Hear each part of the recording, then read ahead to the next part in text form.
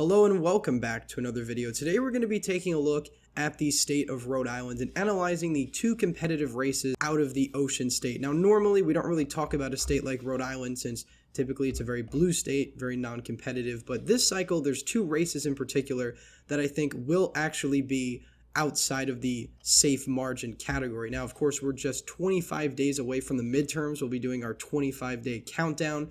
We'll be uploading daily on this channel. Originally, I planned to do it 30 days out, but of course, I ended up getting sick, so I haven't been able to upload for a couple of days. But now we should be good to go from now until November 8th. So we're going to take a look at the governor's race first, and then we're going to take a look at Rhode Island's 2nd congressional district, which I think is going to be really competitive. The second in particular could be a really big deal for the GOP because it could solidify their House majority come the November election. So we're going to take a look at all of that in just a second. But first, if you're new to the channel, please consider subscribing down below and liking this video if you enjoy. So anyway, let's get straight into it. Taking a look at this race for governor, it's between incumbent Democrat Dan McKee and Republican businesswoman Ashley Kalus. Now, if we take a look at the polls for this race so far, the latest poll we actually have out of the governor's race indicates just a 10-point split between the two candidates. And each poll that we've had so far has shown a narrowing up of this race significantly. And a lot of pollsters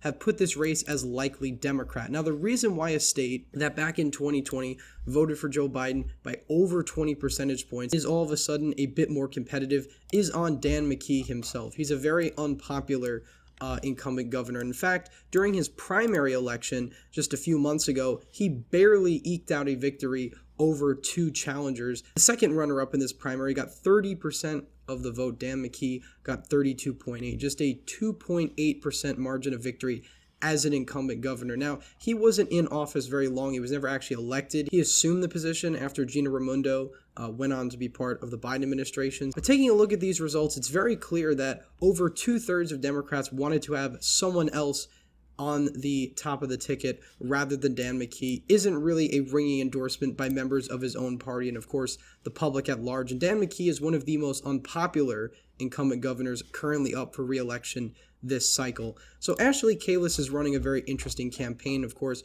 one of her biggest assets is the fact that she could run against Dan McKee's record because one, he really hasn't been able to establish one, and two, he's not really well liked by the people he represents. So that does provide her a unique opportunity. And she's running a very good campaign for the state of Rhode Island, especially on the abortion issue. I think she's sort of struck in a balance between members of the GOP base, their position, and of course where Rhode Islanders stand, in the sense that numerous times she's reassured people of Rhode Island that she's not going to take their right, which in Rhode Island abortion is a right in the Constitution. She's not going to take that away. And of course on the other issues, she's running a much more moderate blue state sort of Republican campaign. We could sort of see a similar style of campaign being run by Christine Drazen in Oregon. Now, ultimately, the Democrats do have a pretty decent edge in this race. It is Rhode Island, and this is also a statewide race. Again, we're talking about a state that, while it has been shifting to the right from 2012, 2016, and 2020, Republicans barely lost ground in the state. The real shift, I think,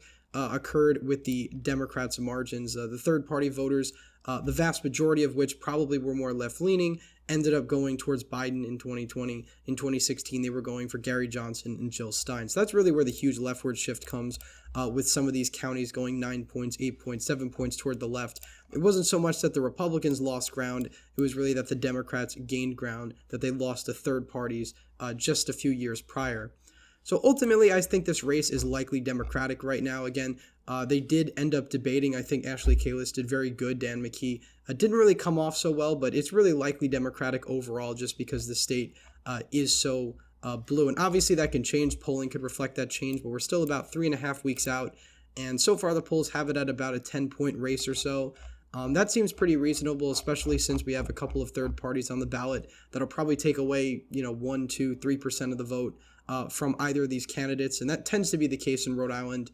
As we're going to see when we look at Alan Fung in just a second with other governors' races, there tends to be a decent third-party presence. So ultimately, I think this is likely Democratic, but it still has the potential to be decently competitive given the unique circumstances of this race in particular. Now, moving on to the 2nd congressional district, this is definitely the more competitive of the two races that we're going to look at today. Of course, you have Republican former mayor of Cranston, Alan Fung, going up against current Rhode Island Treasurer Seth Magaziner. Now, if we take a look at this race overall and the polling that we have so far, Alan Fung is leading in every single poll that we have so far. He's up by 3 in the latest poll, which was conducted by a Democratic group earlier this month. He's up by 8 in another poll, 6, so on and so forth. So in every one of these polls, he has a lead, and in some cases, the lead is outside the margin of error. So right off the bat, this looks pretty good for Alan Fung. Now, this district in particular is not a toss-up district. It's not even a lean or likely Democratic district. It is a safe Democratic district. So the fact that this race is even competitive is really a testament to the kind of year that we're running in.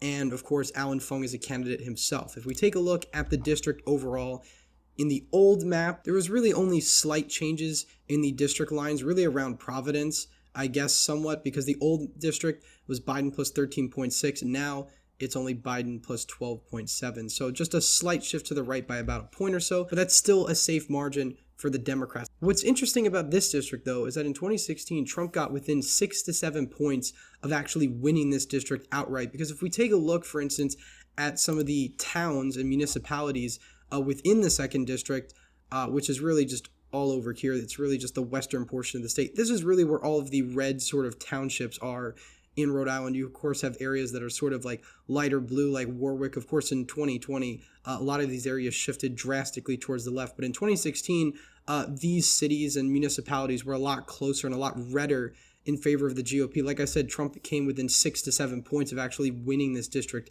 outright. And Alan Fung is somebody who has very moderate appeal. He was the mayor of Cranston, which, of course, in this map here, was going for Joe Biden by almost 14 points. And this was a municipality that he won outright both in 2014 and in 2018. If we take a look at the municipality results here, he won the city both times, both, by the way, by safe margins. Although I think the first time around in 2014, it might not have been so safe, although we don't have the municipality results up here now. But in 2018, he was able to win Cranston by a safe margin. So that's really a huge asset to him in particular.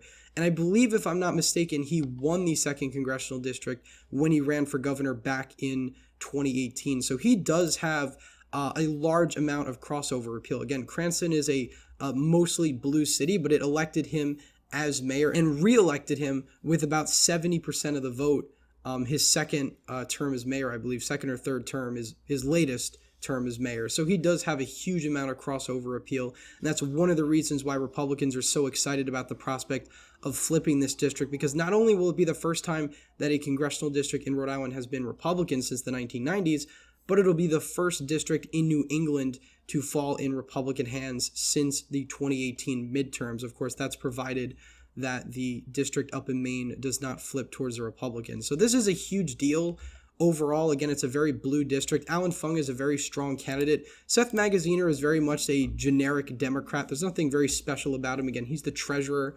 Obviously, I think he has somewhat of an advantage given the partisan lean of this district, but Alan Fung does have incredible strengths as a candidate. And that's why this race is really tough to categorize, because while some people have this race as lean Republican, RCP expects this to be a flip for the Republicans, others have it as lean Democrat. And I think both categorizations of this race are fair, because on the one hand, I could see the argument that, well, Alan Fung is leading in the polls, so therefore he's likely to win on election day. But I don't think polls are everything. And in fact, New York 19 really taught us that well during that special election. Now, special elections can be a bit different than general elections, but Mark Molinaro was leading in the polling aggregate by 7 percentage points, and he ended up losing by 3 in that special election. So I understand why some pollsters and polling groups are more hesitant to call this as a flip for the Republicans. And I think I'm in that category too. I still think this race is probably leaning or tilting towards the Democrats, and that could change. Of course, I'm going to start my House predictions probably in the coming days, sort of analyzing these districts more individually. And we'll cover, of course, Rhode Island's 2nd congressional district, because even though I think this is a real flip opportunity for the GOP, I think Alan Fung, while he is a strong candidate, has never actually won outside the city of Cranston. He's gotten very close. Of course, in 2014, he got within 5 points of winning the governorship overall, but that was mostly thanks to a moderate party candidate that got 21% of the vote. And then, of course, in 2018, he went on to lose by a pretty sizable margin. Now, again, 2018 was a bad year for the GOP, but my point is Alan Fung is still untested around the state of Rhode Island as a whole. He's obviously very strong in Cranston. I think that'll be a huge asset for him come this House election, but ultimately we still don't know how he's going to perform on the federal level. And so far on the statewide level, he hasn't performed that well. Obviously, he's done better than other Republicans have, but he still remains a more untested commodity. So anyway, of course, we're going to take a look at this race. Obviously, as we get closer, I'm going to cover it in my House predictions. And, in October, we're going to be doing House predictions throughout the month. And then, of course, in November, that's when I'll be releasing all my final predictions for House, Senate, and Governor. And I still have to release my October predictions, so stay tuned for those. But anyway, that's it for today's video. Please leave a thumbs up if you enjoyed. Subscribe to the channel. Hit the bell notification so you don't miss any more videos I put out. And as always, again, thank you all for watching, and I hope to see you in the next one.